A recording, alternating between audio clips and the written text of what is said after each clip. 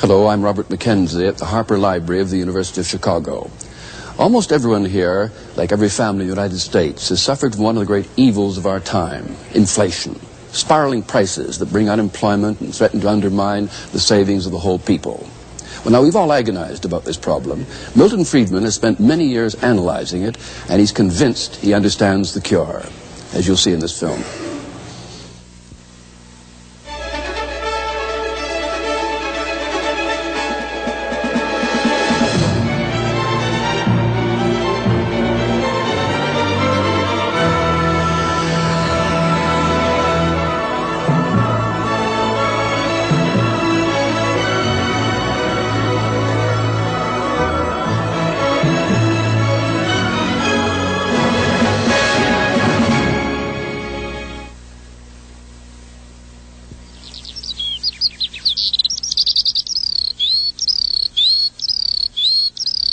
The Sierra Nevadas in California, 10,000 feet above sea level.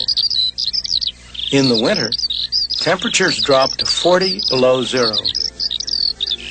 In the summer, the place bakes in the thin mountain air.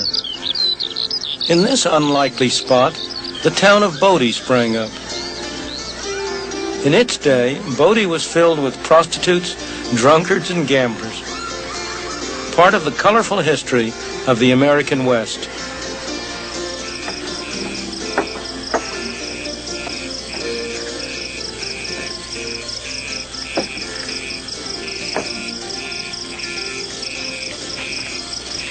A century ago, this was a town of 10,000 people. What brought them here? Gold. If this were real gold, people would be scrambling for it. A series of gold strikes throughout the West brought people from all over the world, all kinds of people. They came here for one purpose and one purpose only, to strike it rich, quick. But in the process, they built towns, cities, in places where nobody would otherwise have dreamed of building a city. Gold built these cities, and when the gold was exhausted, the cities collapsed and became ghost towns. Many of the people who came here ended up the way they began, broke and unhappy. But a few struck it rich. For them, gold was real wealth. But was it for the world as a whole? People couldn't eat the gold. They couldn't wear the gold. They couldn't live in houses made of gold. Because there was more gold, they had to pay a little more gold to buy goods and services. The prices of things in terms of gold went up. At tremendous cost, at sacrifice of lives, people dug gold out of the bowels of the earth. What happened to that gold? Eventually, at long last, it was transported to distant places, only to be buried again under the ground. This time, in the vaults of banks throughout the world. There's hardly anything that hasn't been used for money. Rock salt in Ethiopia, brass rings in West Africa, cowrie shells in Uganda. Even a toy cannon, anything can be used as money. Crocodile money in Malaysia, absurd, isn't it? That beleaguered minority of the population that still smokes may recognize this stuff as the raw material from which their cigarettes are made. But in the early days of the colonies, long before the United States was established, this was money. It was a common money of Virginia, Maryland, and the Carolinas. It was used for all sorts of things. The legislature voted that it could be used legally to pay taxes. It was used to buy food, clothing, and housing. Indeed, one of the most interesting sights was to see the husky young fellows at that time lug 100 pounds of it down to the docks to pay the costs of the passage of the beauteous young ladies who had come over from England to be their brides. Now, you know how money is. There's a tendency for it to grow, for more and more of it to be produced, and that's what happened with this tobacco. As more tobacco was produced, there was more money, and as always when there's more money, prices went up, inflation.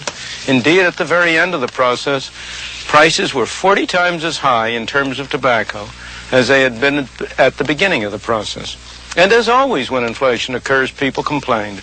And as always, the legislature tried to do something. And as always, to very little avail.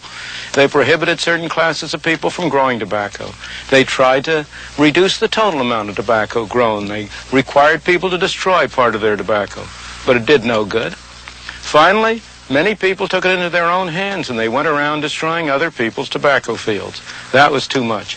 And they passed a law making it a capital offense, punishable by death, to destroy somebody else's tobacco. Gresham's law, one of the oldest laws in economics, was well illustrated. That law says that cheap money drives out dear money, and so it was with tobacco. Anybody who had a debt to pay, of course, tried to pay it in the worst quality of tobacco he had. He saved the good tobacco to sell overseas for hard money.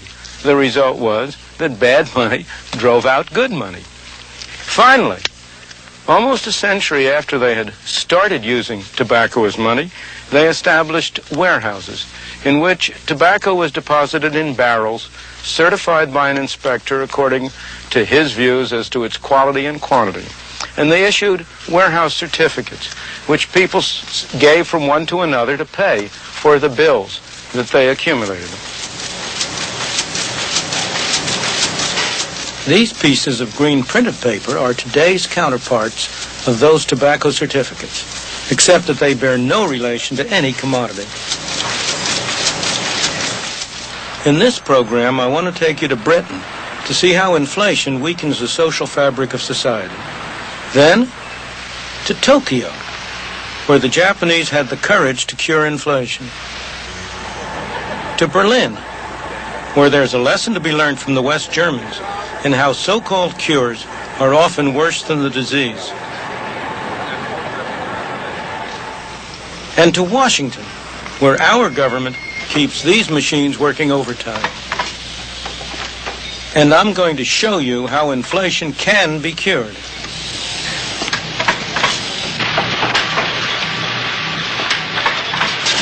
The fact is that most people enjoy the early stages of the inflationary process. Britain, in the swinging 60s, there was plenty of money around. Business was brisk, jobs were plentiful, and prices had not yet taken off. Everybody seemed happy at first. But by the early 70s, as the good times rolled along, prices started to rise more and more rapidly. Soon, some of these people were going to lose their jobs. The party was coming to an end.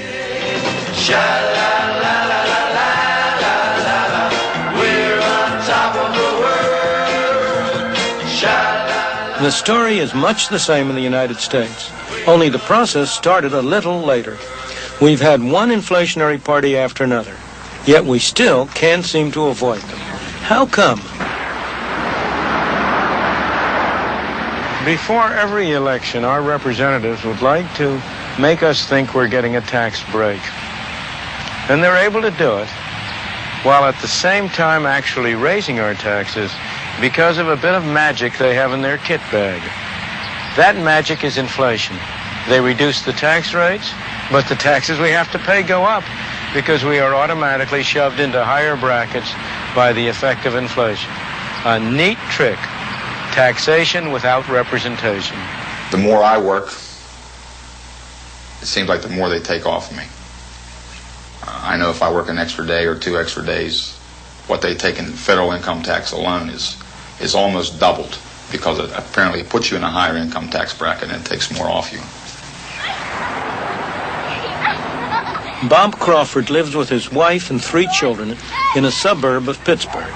They're a fairly average American family. Don't slam the door, Daphne. Okay. All right. What are you doing?